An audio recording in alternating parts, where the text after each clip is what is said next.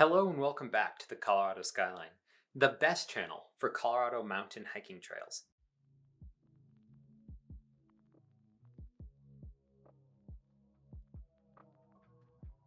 Today's video features the beautiful location of Independence Lake Trailhead, a 5.5 mile out and back style hike. The main attraction of which is oddly enough not the Independence Lake. The trailhead can be found 40 minutes east of the city of Aspen. To get to the trailhead, you need to take Highway Corridor 82, which is normally closed about half the year, usually between November and early May. If needed, you can check the status of the road at cotrip.org. The link will be in the description. Additionally, this pass might be a bit uncomfortable for people who aren't used to the narrow mountain roads.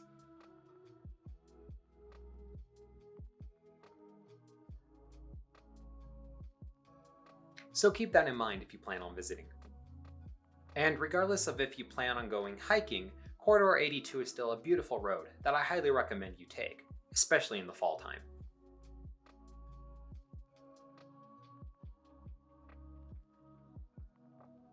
Well, I think that should be enough of an introduction. Let's get started on the hike. Like all of my favorite hikes, Independence Lake starts in a basin. And once again, I believe that the basin through which the hike runs is probably the most stunning feature of the entire trail. Even now, in the fall, the basin is still colorful and completely full of life.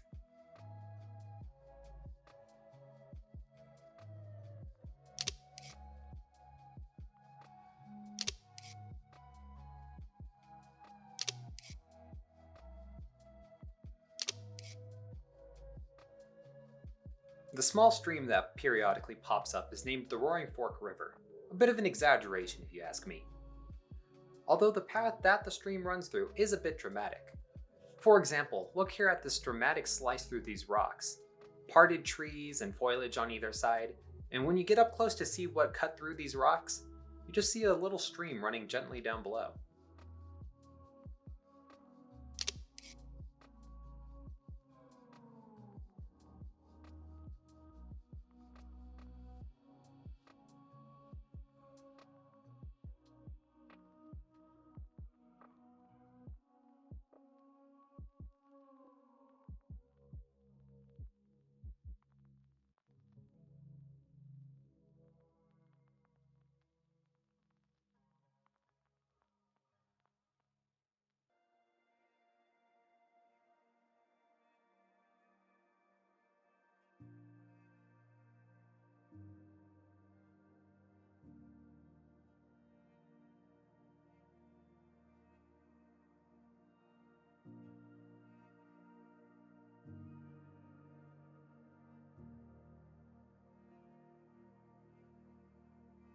After about 20 minutes of hiking, the trail greatly opens up and falls underneath the shadow of Twining Peak.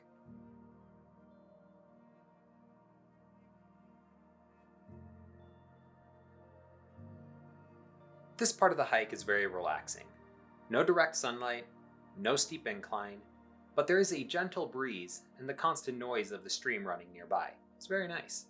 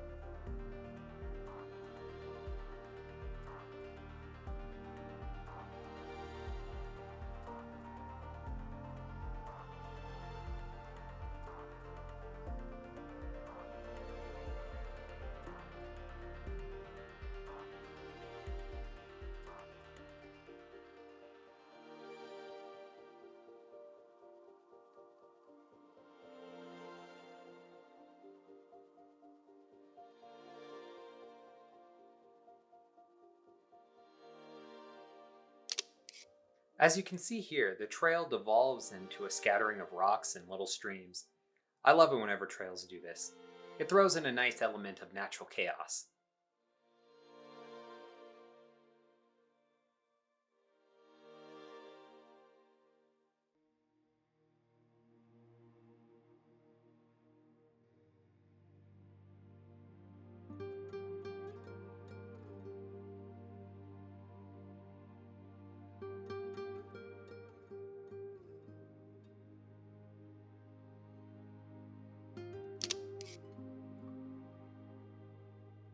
Plus, I always have more fun running and jumping across rocks than I do just walking over a flat path.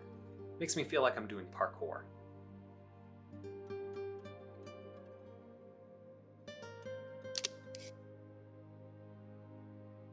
Another 20 minutes now have passed since the trail opened up, and finally, Independence Lake is within view.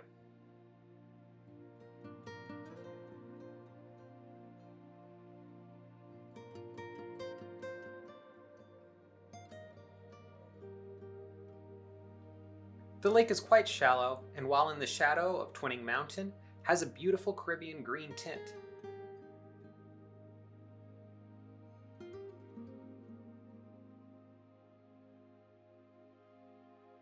And later in the day, while in direct sunlight, it becomes nearly a perfect mirror for the beautiful blue sky. Independence Lake is also quite a bit larger than it may seem up close, as the lake follows alongside the trail for about 5 minutes.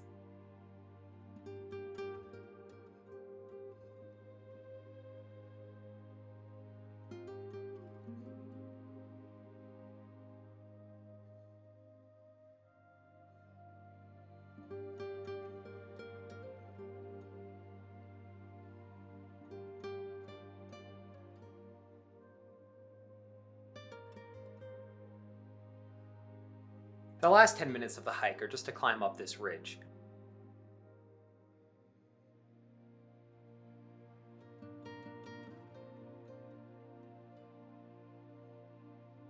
Even here, the trail still ascends quite gently, and it provides you plenty of opportunities to turn around and take a look at the view.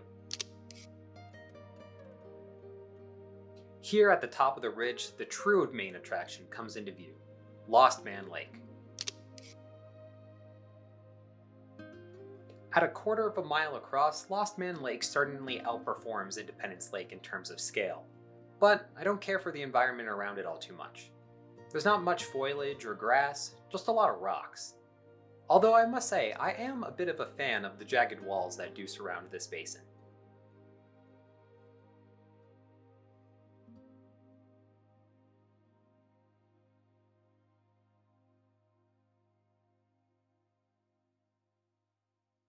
Unfortunately, that is the end of this hike. Short, yes, I know, but I did have a lot to go and see down in Twin Lakes.